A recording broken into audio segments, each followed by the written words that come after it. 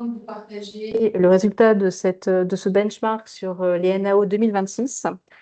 Et on va passer une grosse demi-heure à vous restituer les conclusions et les données qui sont issues de ce benchmark. Et ensuite, on se gardera un petit temps. Si vous avez des questions, vous pourrez répondre voilà, le mieux du monde. Pour les personnes à distance, on a un chat qui est aussi possible. Inès, qui est derrière la caméra, prendra les questions.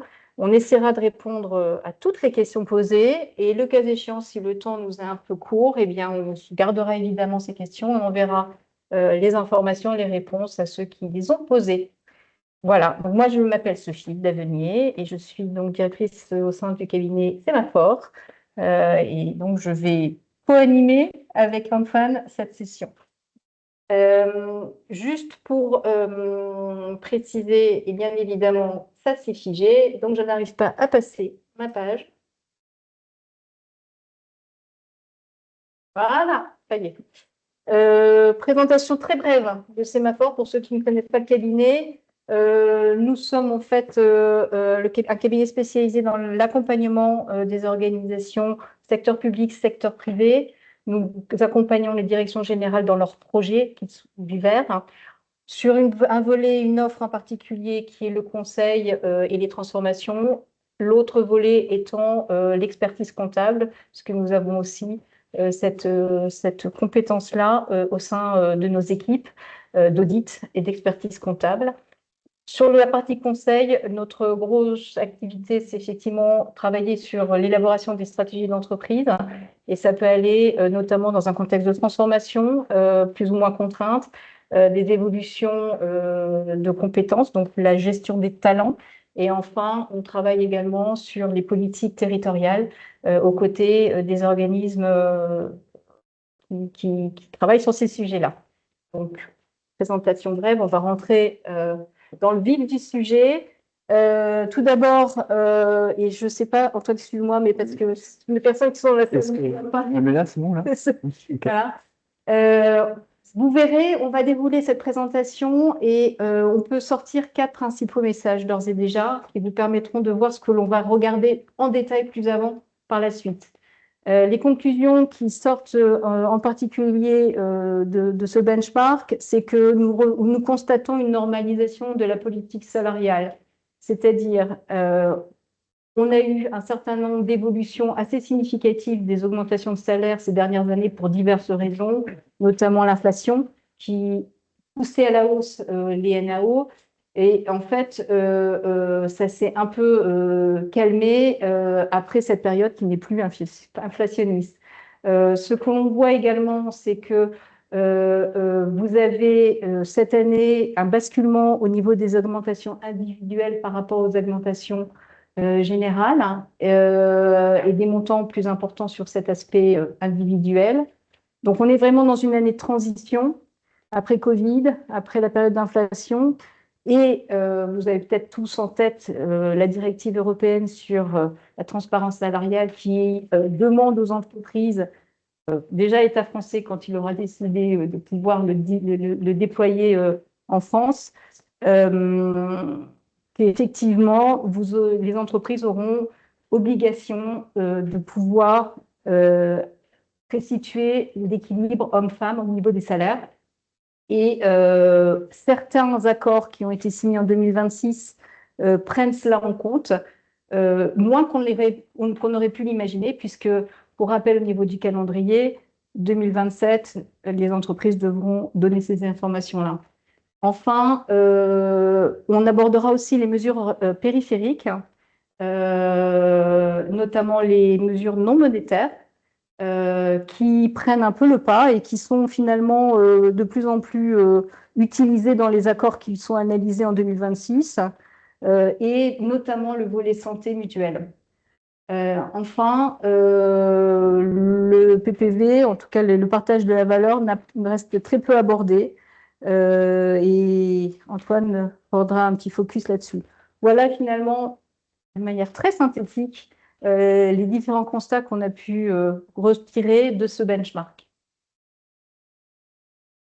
Donc, Dans un premier temps, Antoine va expliquer la méthodologie, comment on a pu réaliser ce benchmark, les échantillonnages choisis, dans quel contexte, et on partira sur les différentes étapes, à savoir l'analyse des montants moyens qui ont été accordés sur 2026, les pratiques et les politiques d'augmentation, l'analyse des mesures périphériques, je le disais à l'instant, et on pourra terminer cet échange pour évoquer les outils dont on dispose et qui pourront éventuellement être accessibles par vous.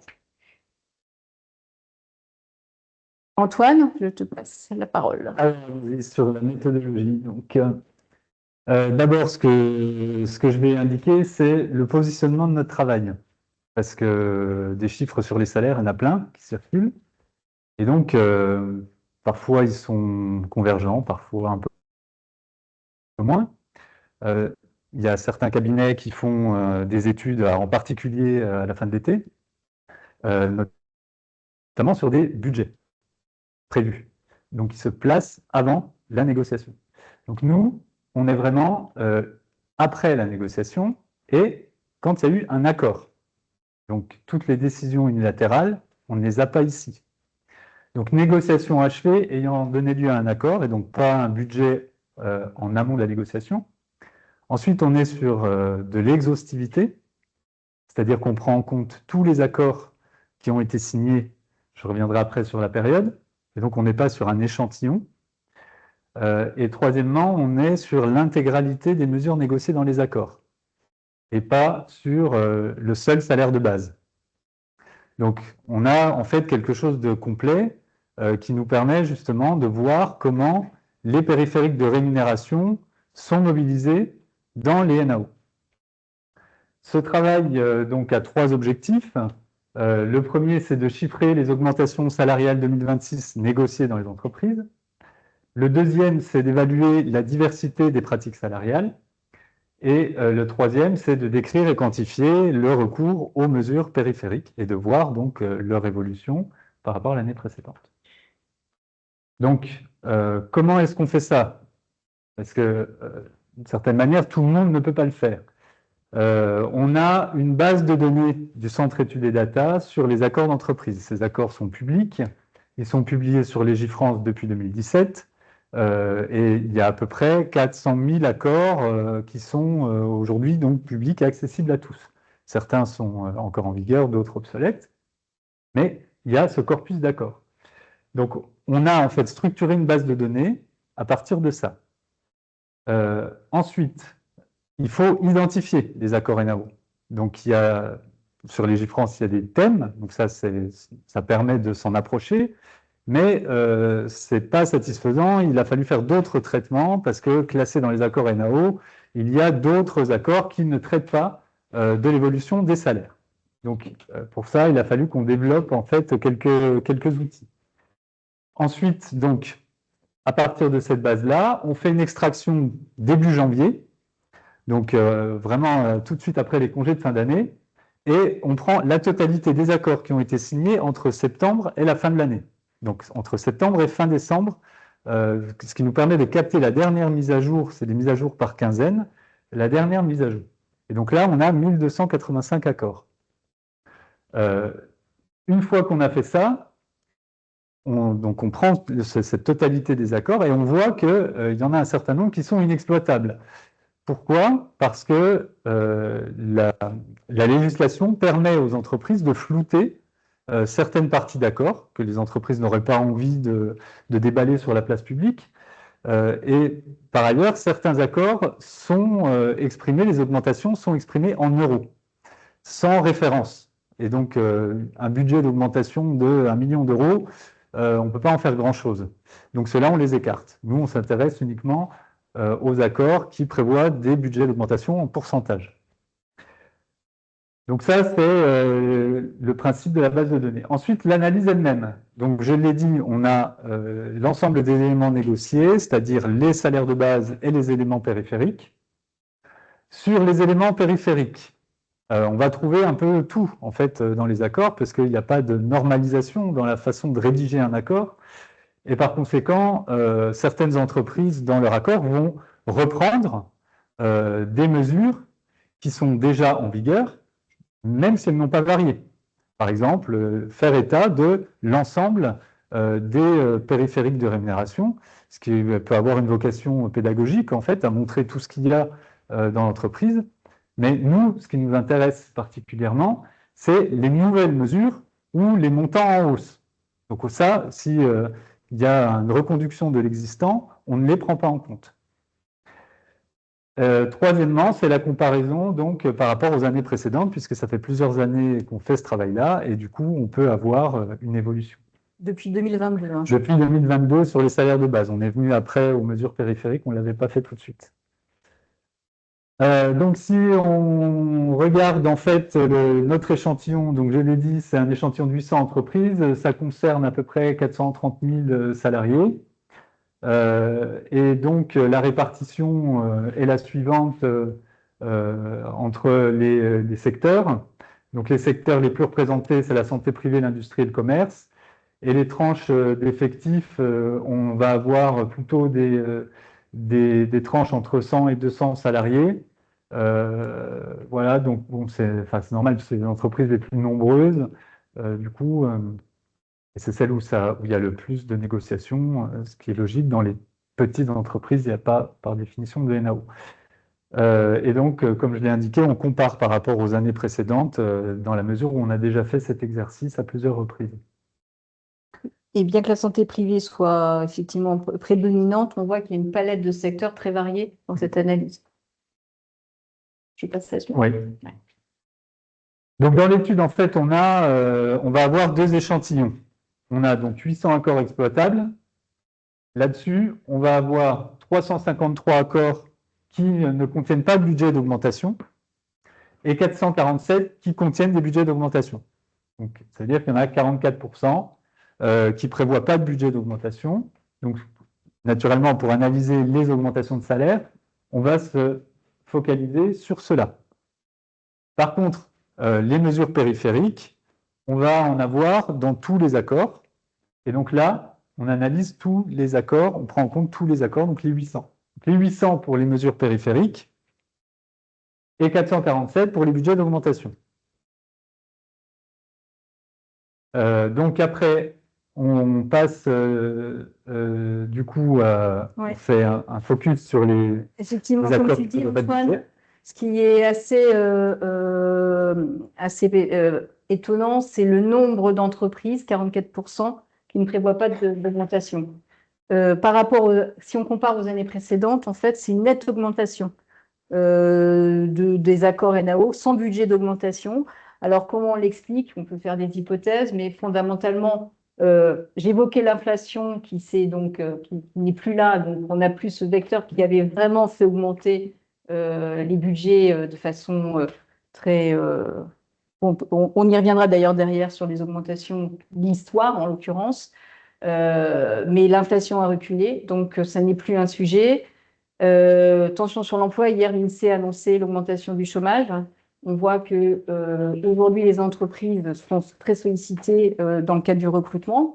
On voit que les jeunes ont du mal à trouver un emploi. C'est aussi une posture qui finalement, côté direction, est peut-être plus favorable à ne pas envisager des budgets de rémunération plus élevés pour attirer ou pour retenir. Et également, au-delà de cette situation de l'emploi, vous avez aussi des difficultés économiques qu'on voit et qu'on constate dans plusieurs secteurs, mais plus globalement dans les entreprises en France et ailleurs. Mais surtout, surtout, je ne sais pas, mais en tout cas, enfin, on voit qu'il y a une incertitude généralisée, politique et macroéconomique, incertitudes géopolitiques qui font que les entreprises ont une visibilité peut-être plus court terme ou moins de sécurité et ne s'engagent pas sur des augmentations particulièrement dans leur NAO. Donc, on peut expliquer cela probablement par ces différents facteurs concomitants. Si on fait un focus sur les entreprises qui ne prévoient pas de budget d'augmentation, on se retrouve à nouveau avec le secteur de la santé privée qui, effectivement, pour 91%, n'ont pas prévu d'augmentation de salaire. Vous avez cette ventilation. C'est lié sectoriel. On ne constate pas d'effet de taille d'entreprise, pas plus les grosses ou les petites. Ça n'est pas nécessairement un sujet. Néanmoins, le secteur de la santé est particulièrement dans cette situation de non-augmentation dans son budget NAO. Des questions pour la fin. Ouais. Alors, des questions, si c'est possible à la fin, ça nous permettra de garder, notez-les.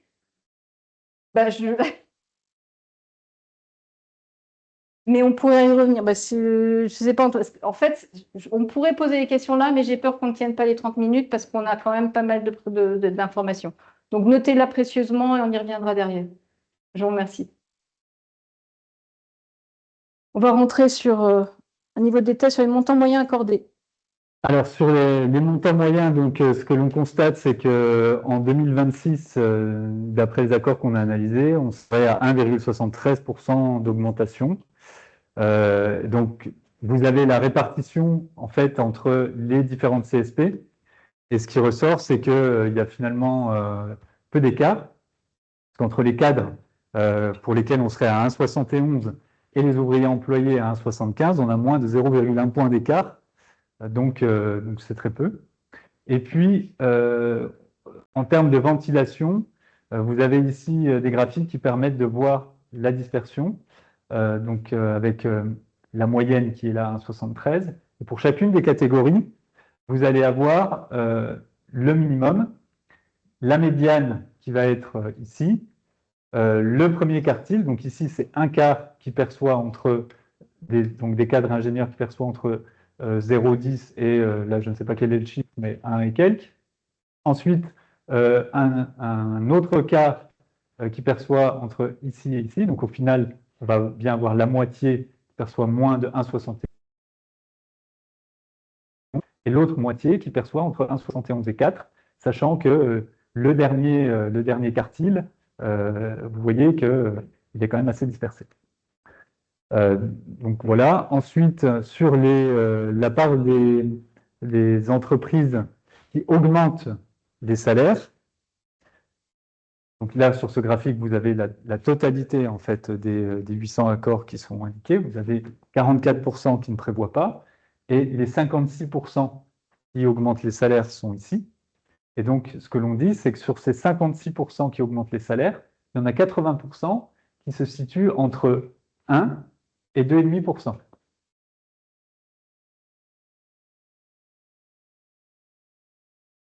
Voilà, enfin, j'ai pas, oui, là-dessus, je peux passer assez rapidement. Donc, pour revenir sur ce qui a été dit tout à l'heure, en fait, c'est que on voit qu'il y a un recul des budgets d'augmentation. Donc ça, comme je vous ai dit qu'on faisait cet exercice depuis plusieurs années, on l'avait chiffré les années précédentes. Et donc, c'est en lien direct avec l'inflation. Donc, vous voyez que l'année dernière, on était à 2,27 et cette année, on est à 1,73. Donc, l'explication première, c'est le ralentissement de l'inflation. Donc, l'inflation, elle est de 0,9. Elle était de 0,9 en décembre. Elle a encore ralenti d'ailleurs en janvier. Bon, enfin, on pourra y revenir après parce qu'il y a des explications un peu spécifiques au mois de janvier. Donc, voilà. Mais en tout cas, on était à 0,9 en moyenne annuelle à fin décembre. Et donc voilà, on a un net ralentissement par rapport aux années précédentes qui a contribué à la baisse des budgets. On a également potentiellement une baisse des difficultés de recrutement, on en parlait aussi tout à l'heure, qui a pu jouer. Le passage de budget mixte, on y reviendra un petit peu plus tard, donc mixte, c'est qui combine à la fois augmentation générale et individuelle, à des budgets binaires, davantage binaires, donc soit augmentation générale, soit augmentation individuelle, et en l'occurrence, plutôt des augmentations individuelles, on va le voir également. L'absence de visibilité à court terme, hein, bon, c'est un peu les mêmes explications que ce qu'on a vu tout à l'heure, et puis aussi, là, j'ajouterais l'attrait, les avantages fiscaux des mesures périphériques. Donc ça peut aussi jouer. On a vu certaines entreprises qui, d'emblée, ont annoncé qu'il n'y avait pas de budget d'augmentation et toute la négociation s'est faite sur les mesures périphériques. Voilà, donc on peut passer en fait... le corollaire de ce que je viens de dire, à savoir qu'il y avait un ralentissement des budgets, donc ça c'est en valeur nominale. les budgets des années 2023-2024, bien qu'ils fussent plus hauts qu'aujourd'hui, pour autant, c'était des budgets d'augmentation qui faisaient perdre du pouvoir d'achat aux salariés, parce que l'inflation était supérieure à ces budgets-là. Donc c'est ce qu'on a représenté ici. Vous avez l'inflation qui est sur la courbe noire. Attendez, oui, c'est ça. L'inflation qui est sur la courbe noire, les salaires négociés qui sont sur la courbe rouge. Et donc, vous voyez que pendant les années de fin 2021 jusqu'à 2024, on avait une inflation qui était au-delà des salaires négociés. Et par conséquent, ça se traduisait par des pertes de pouvoir d'achat. Donc la différence entre ces deux courbes, on l'a reportée ici sous forme d'air, qui représente en fait les pertes de pouvoir d'achat. Et puis la situation s'est calmée quand l'inflation s'est ralentie, les salaires sont repassés au-dessus, et à ce moment-là, on a des gains de pouvoir d'achat. Donc c'est la situation dans laquelle on est aujourd'hui et qui a commencé, donc vous le voyez, à la fin 2024. Il y avait eu un petit intermède là en cours d'année 2024, mais ça a surtout démarré fin 2024, en année pleine, c'est 2025-2026. Voilà, là-dessus, c'est bon. Du coup, après, ce qu'on a cherché à faire, une fois qu'on a regardé un peu ce paysage d'ensemble, c'était les différences sectorielles. Alors, les différences sectorielles, vous avez deux façons de lire ce graphique. Vous avez une représentation des secteurs avec les augmentations moyennes prévues pour l'année 2026. Ce sont les histogrammes pleins. Donc vous voyez que entre le secteur pour lequel les augmentations seraient les moins élevées, c'est les transports à 1,42, et celui pour lequel les augmentations seraient les plus élevées, c'est les services financiers à 2,06. Bon, vous voyez que l'écart, finalement, est quand même assez limité, parce qu'il y a 0,6 points d'écart sur l'ensemble des secteurs, entre le premier et le dernier. Ce qu'on voit également sur ce graphique, c'est les années précédentes. Donc là, c'est 26, 25 et 24. Donc, ce qui est intéressant, c'est de voir en fait le classement de ces secteurs, l'évolution du classement de ces secteurs au fil des années. Donc, par exemple, si je prends des secteurs qui sont toujours parmi ceux qui accordent les augmentations les plus favorables, vous allez avoir métallurgie, industrie et énergie, chimie. Vous voyez qu'aujourd'hui, ils sont en deuxième et troisième position, et en 2024, ils étaient parmi ceux qui accordaient le plus d'augmentation également. À l'inverse, il y a des mouvements qui peuvent s'opérer. Par exemple, les transports à 3,85 et aujourd'hui qui est à 1,42. Donc, encore une fois, il faut relativiser ces écarts parce que, je l'ai dit, ils sont d'une ampleur relative aujourd'hui.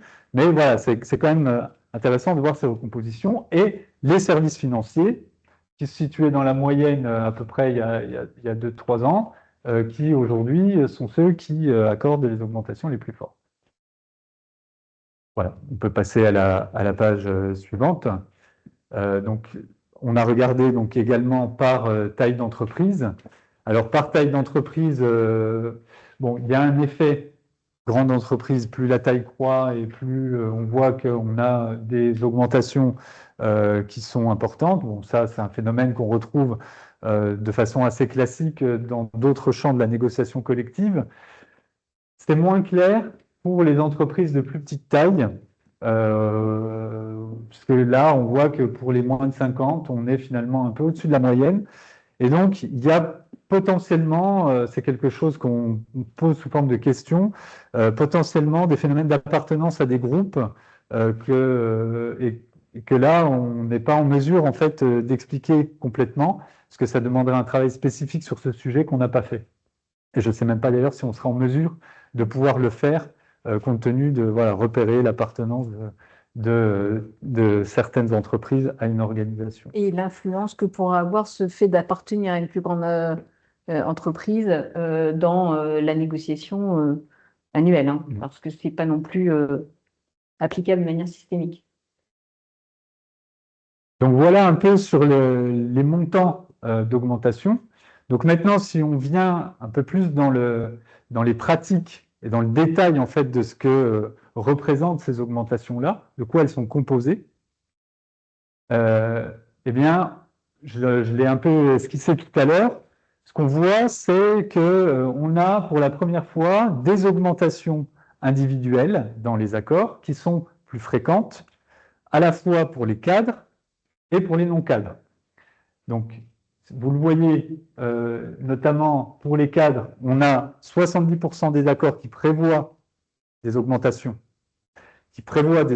individuelles, et 47% de ceux qui prévoient des augmentations, donc, mais je ne vais pas le redire à chaque fois, 47% prévoient des augmentations générales. Donc vous voyez qu'on est quand même nettement plus marqué sur les augmentations individuelles. Pour les ouvriers employés, c'est un peu plus équilibré, néanmoins c'est un peu au-dessus pour les augmentations individuelles. Bon, ça c'est classique, plus on monte dans l'échelle salariale et plus la part individuelle en général est importante. Donc voilà, et donc après ce qu'on a aussi regardé, c'est la composition en fait de ces budgets, où on voit que on a dans la majorité des cas pour les cadres des budgets d'augmentation où on a uniquement une augmentation individuelle, et pour les non-cadres, c'est moins le cas puisqu'il y a cette composante âgée, parce que donc un budget d'augmentation, il peut être composé soit d'augmentation individuelle seule, soit d'augmentation générale seule, soit un mix des deux. Et voilà, donc là, c'est ça qui ressort vraiment, c'est cette dominante augmentation individuelle et le fait qu'elle passe devant aussi pour les non-cadres. Ensuite, donc, cette représentation graphique a pour objectif de montrer simplement l'évolution. Donc là, on reste sur une distinction cadre-non cadre. Donc vous voyez que les augmentations générales ont eu tendance à baisser. Elles étaient montées haut avec l'inflation et elles ont tendance à baisser avec. Et les augmentations individuelles, à l'inverse, sont donc de plus en plus fréquentes. Je l'ai dit, c'est les chiffres qu'on retrouve de la page précédente, sauf que là, voilà, on a traduit ça sous forme d'évolution. Et on l'a même traduit sur la forme des montants, avec ces graphiques-là, où finalement les montants moyens d'augmentation générale ou individuelle, vous avez une moyenne qui aussi est plus basse quand on parle des augmentations générales. En ce qui concerne les augmentations individuelles sur les montants, on voit que pour les cadres et ingénieurs, c'est bien au-delà au-delà de la moyenne, je ne veux pas dire bien au-delà de la moyenne, au-delà de la moyenne. Alors évidemment, les augmentations individuelles pour ce type de population et de profil, c'est souvent prioriser la rémunération sur la performance. Donc c'est aussi un sujet qui peut expliquer cette augmentation individuelle. Alors que quand on était sur une augmentation générale, je reviens sur l'idée de l'inflation qui nécessitait d'avoir un réajustement des salaires. Maintenant, on peut aussi imaginer, il y a deux autres enjeux, deux nouveaux enjeux qui interviennent. On peut aussi mettre en avant le fait qu'il y a une volonté de redynamiser l'échelle salariale, où finalement la hiérarchie des rémunérations était plutôt dans une dynamique de tassement ces dernières années. Et notamment parce qu'il y avait une revalorisation du SMIC, aussi une volonté, et là on y reviendra plus tard, de gommer un certain nombre d'écarts de rémunération, en particulier, toujours par rapport à cette loi de la transparence des rémunérations, les augmentations individuelles permettent aussi de favoriser, si écart il y a, des profils femmes plutôt que d'hommes, et c'est un moyen d'y arriver. Mais on y reviendra aussi. On aurait pu penser que c'était vraiment un outil privilégié en anticipation. Finalement, ça n'a pas été très utilisé, ou pas utilisé tant que ça.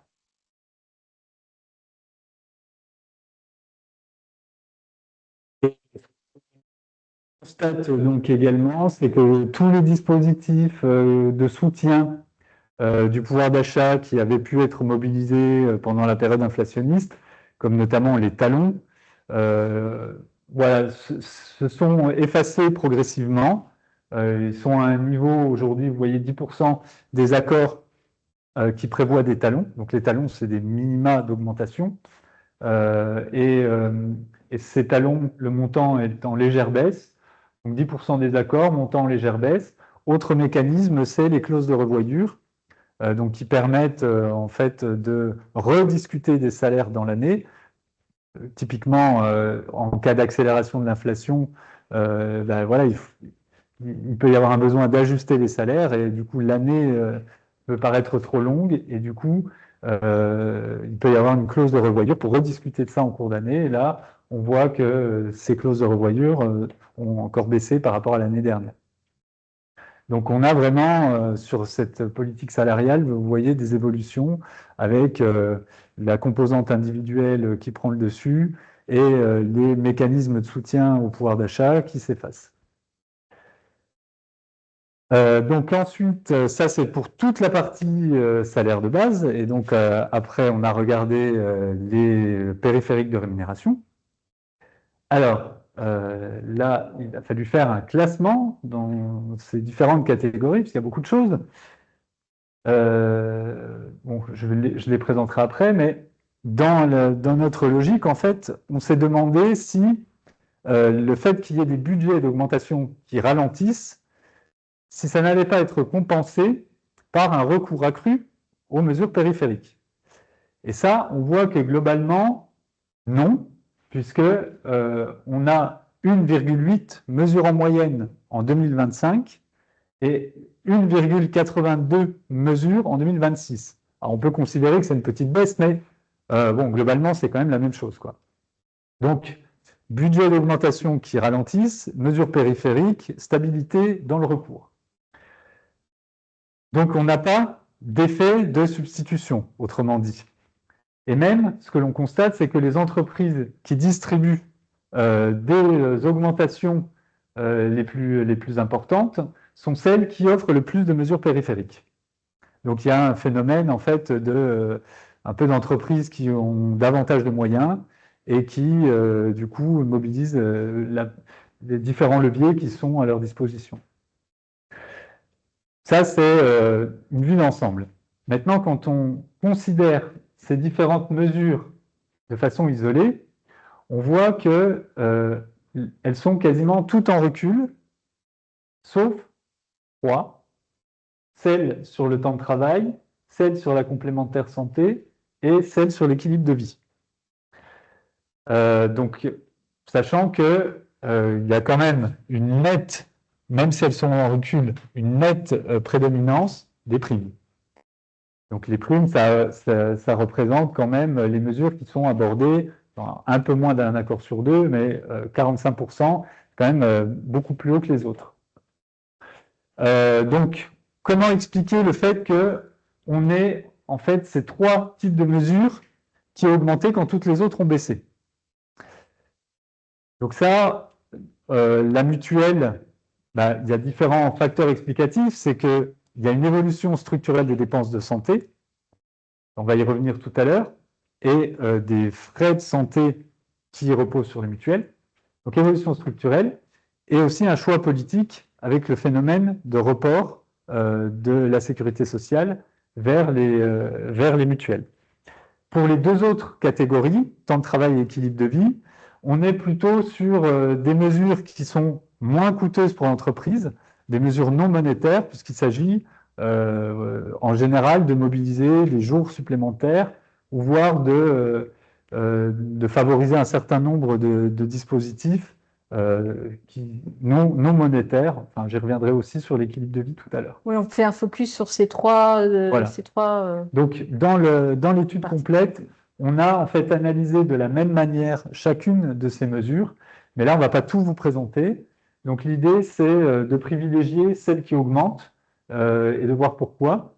Et puis également, ce que disait Sophie, c'est de parler un peu de primes de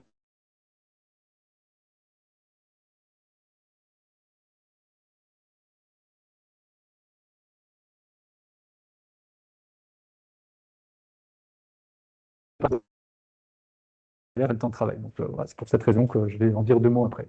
Et on parlera aussi des mesures concernant l'égalité professionnelle. Voilà. Donc, si on veut avoir une vue globale maintenant au-delà de la présence dans les accords, ici, on a en fait quantifié, on a donné des moyennes pour chacune de ces mesures périphériques. Donc, si je prends les titres restaurants, on voit qu'en moyenne, on est à 10 euros contre une valeur de 9,60 € l'année dernière. Et on a un montant moyen pris en charge par l'employeur qui est de 59%. Bon, je ne vais pas tout détailler, mais vous avez pour chacune de ces mesures périphériques à la fois donc, la fréquence dans les accords et les montants ou les pourcentages d'augmentation. Donc, si je viens sur le temps de travail. Sur le temps de travail, on a donc 22% des entreprises qui négocient au moins une mesure sur ce sujet. Ça englobe en fait 2 types de catégories. Les mesures qui concernent la réduction du temps de travail elle-même et des mesures qui concernent l'aménagement et la valorisation du temps de travail. C'est-à-dire plutôt, vous le voyez là, des aménagements d'horaire, du temps partiel choisi, de la valorisation des jours sur le CET, etc. Bon, c'est toutes ces formes-là. Et en revanche, pour ce qui est de la réduction du temps de travail, là, on va avoir à la fois des jours offerts à tout le monde et des jours sous conditions notamment familiales. Et donc, ce sont ces jours-là qui sont en progression dans les accords NAO 2026. Les autres sont plutôt en recul, comme vous pouvez le constater. Voilà, je passe là-dessus. Ensuite, je fais donc un développement sur l'équilibre de vie. Donc l'équilibre de vie, là, ça concerne un ensemble de mesures voilà, qui facilitent en fait l'équilibre vie privée-vie pro. Bon, ce que l'on peut globalement dire, c'est qu'on a un recul de la plupart de ces mesures-là, sauf 2 catégories qui, du coup, tirent vers le haut la fréquence des mesures équilibre de vie en moyenne dans les accords. Ces 2 catégories, c'est le recours au CESU préfinancé et c'est toutes les mesures qui concernent le sport, bien-être, etc., qui donc sont financées par les entreprises également. Donc ça, c'est les deux grandes mesures phares. Et vous avez donc un certain nombre d'exemples qui sont donnés à chaque fois pour illustrer ce que ça peut représenter. Ensuite, donc j'en arrive à la mutuelle. Donc la mutuelle, je l'ai dit, on est sur des évolutions qui s'expliquent de façon un peu différente. Vous voyez qu'on a une augmentation des coûts de santé et depuis en fait plusieurs années, les cotisations collectées par les complémentaires santé sont en hausse. Donc si on a des cotisations qui sont en hausse, eh ben, elles sont répercutées derrière sur les entreprises et les ménages.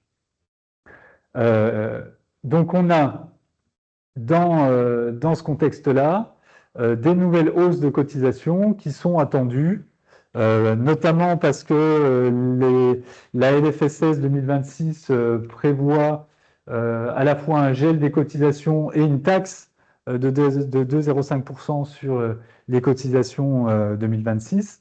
Mais en fait, il y a un délai d'application, c'est-à-dire qu'il y a des choses qui ont été négociées dans les entreprises sur ces contrats-là avant que la LFSS 2026 n'entre en vigueur. Et donc, pour le moment, ça ne va pas trop se voir, mais l'année prochaine, il y aura fatalement une augmentation des cotisations. Donc ça, c'est un peu le panorama.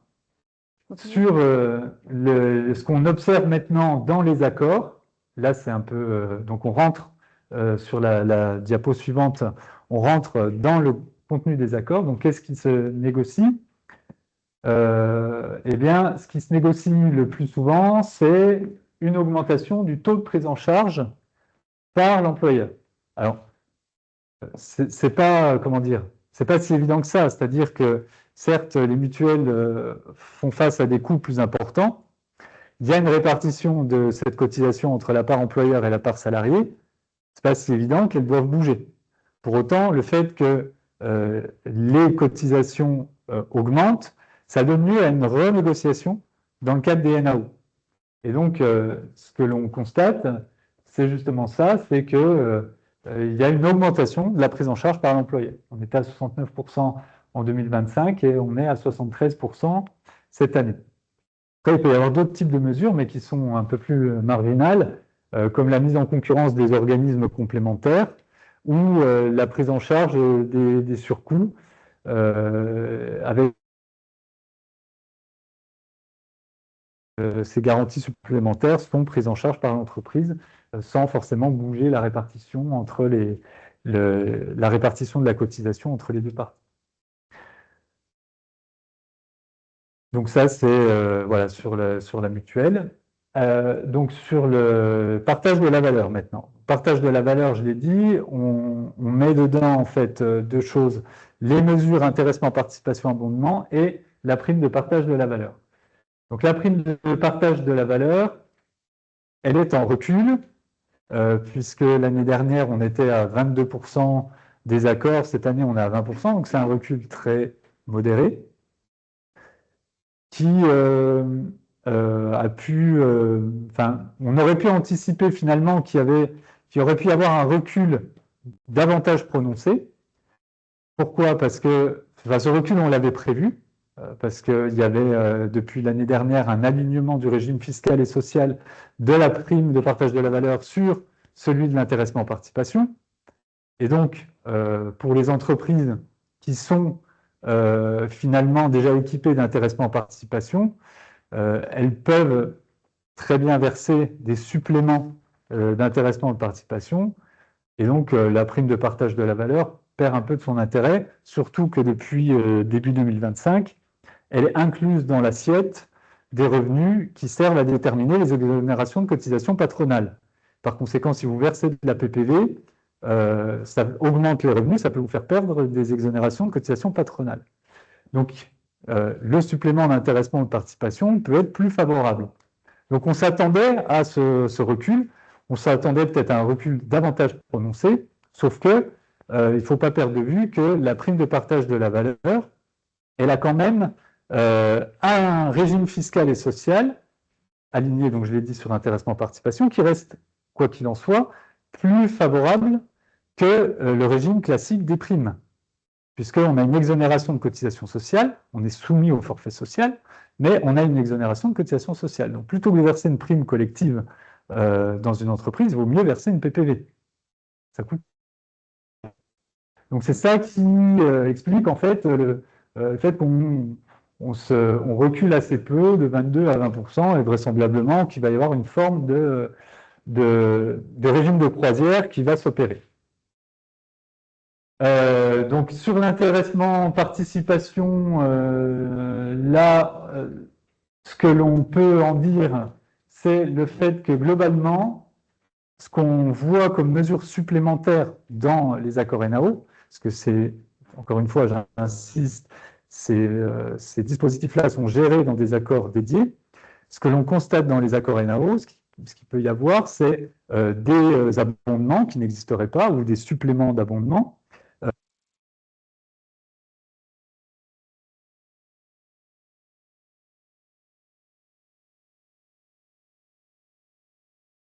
Déclenchement, on ajoute un nouvel indicateur dans la formule de calcul de l'intéressement qui le rendrait plus favorable, qui se déclencherait plus facilement pour renverser, etc.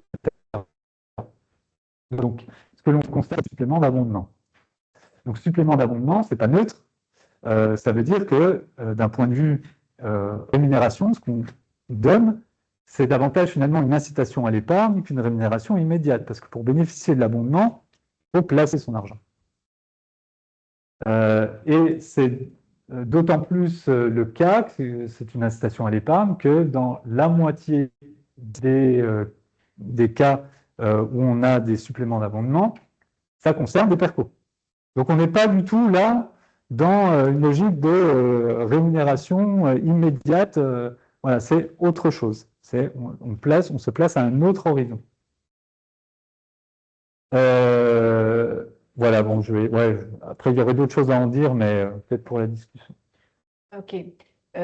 On évoquait le fait du focus sur les mesures, deux types de mesures, l'égalité professionnelle et l'enveloppe rattrapage et promotion. Effectivement, par rapport aux autres mesures qui ont été évoquées, les mesures périphériques, ce ne sont pas des mesures qui sont particulièrement présentes, mais elles sont intéressantes à regarder pour, d'une part, celle-ci, évidemment, la mesure d'égalité professionnelle par secteur. Ce qu'on peut remarquer, c'est que le secteur financier a fait beaucoup de... Enfin, c'est assez flagrant, 32,3% des entreprises de ce secteur négocient ce sujet-là. Interprétation, on peut imaginer qu'il y a un gros décalage qui est existant et qui doit être rattrapé. Et les montants aussi, au niveau de l'enveloppe, ont augmenté, 182 100 € d'enveloppe versus 105 000 en 2025.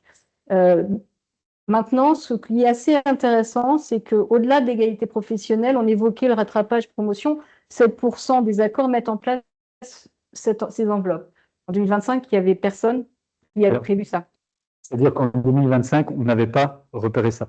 Voilà. Là, on s'est dit que c'était intéressant à regarder en lien avec notamment la directive transparence salariale. Donc, on n'a pas l'élément de comparaison par rapport à l'année précédente là-dessus.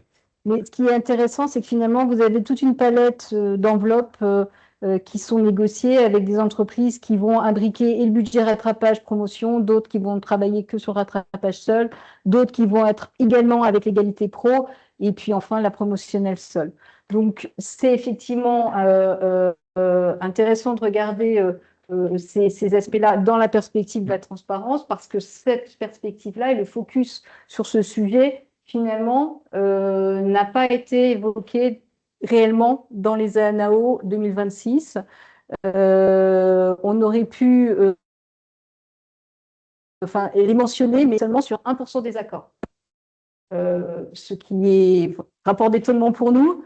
Après, il y a une histoire de temporalité, de calendrier. Cette directive devait commencer en janvier et finalement, report, donc pour des raisons de gouvernement, il fallait passer la loi, donc ce n'était pas la déclinaison du pas possible. Récemment, ils ont évoqué avant la rentrée de septembre, la directive, elle est supposée être déployée en juin. Donc, ça veut dire que les entreprises, la question qu'on peut se poser, c'est finalement est-ce que les entreprises ont aujourd'hui une visibilité claire sur les écarts et ce qu'elles devront donner comme restitution l'année prochaine, parce que c'est à partir de juin 2027. Ils auraient pu profiter des NE 2026 pour gommer éventuellement des écarts identifiés. On voit, je reviens sur mon sujet des services financiers, on pourrait imaginer qu'ils avaient déjà une visibilité assez claire sur peut-être des écarts à combler. Mais sur les NAO 2026, néanmoins, ça n'a pas été un vecteur très utilisé pour essayer effectivement d'être dans les clous de la directive. Parce que clairement, c'est trois leviers possibles sur dédiés à l'égalité professionnelle, budget de rattrapage salarial, et puis les augmentations individuelles qu'on évoquait tout à l'heure, qui pour le coup peuvent aussi servir à cela. Mais elles ne sont pas genrées quand on regarde le détail des accords. Alors. Voilà, donc là, on vous a présenté donc les principaux résultats. Donc maintenant, si vous souhaitez aller plus loin et vous procurer l'étude et les données, on a différents supports possibles. Alors, une synthèse qui vous a été distribuée là, qui est accessible sur le site du groupe Alpha, qui est public, qui peut circuler largement. L'étude complète, donc, dont on a présenté les principaux résultats, qui pourra être commandée sur le site marchand de Sémaphore le 16 février. 44 pages. Et la nouveauté de cette année, c'est une plateforme en fait, de visualisation des données NAO. Donc, en fait, ce qu'on vous a présenté là, on l'a mis sous forme de data visualisation, en récupérant aussi toutes les années passées. Et ça, donc, on a un accès AlphaVise qui se fera à partir du site marchand de sémaphore le 16 février aussi. Et quand on a un accès à AlphaVise, on a accès à l'étude complète de façon automatique. Voilà. Donc, cet AlphaVise, juste pour en dire un mot, c'est le fait que donc on va pouvoir, je l'ai dit, comparer d'une année sur l'autre les différents chiffres. Donc, on va avoir tout ce qu'on a vu là, à savoir les montants AG, AI, les montants moyens, les mesures périphériques, avec le montant moyen et le taux de recours, ce qu'il y avait sur le graphique un peu de synthèse qu'on a vu tout à l'heure. Donc ça vous permet en fait de faire vos propres croisements, de sélectionner un secteur, des tailles d'entreprises, des tranches d'effectifs. C'est beaucoup plus fin, ça permet beaucoup plus de possibilités que ce que l'étude rend en fait sous forme graphique. Et donc après, derrière, ça peut être utile pour éclairer des argumentaires, objectiver des échanges et même structurer des stratégies de négociation. Donc ça, à partir du 16 février. Voilà. Et nous avons terminé. On a un peu dépassé les 40 minutes, mais vous êtes... Si vous avez des questions, il y avait une question tout à l'heure. Merci pour votre... Merci beaucoup. Merci.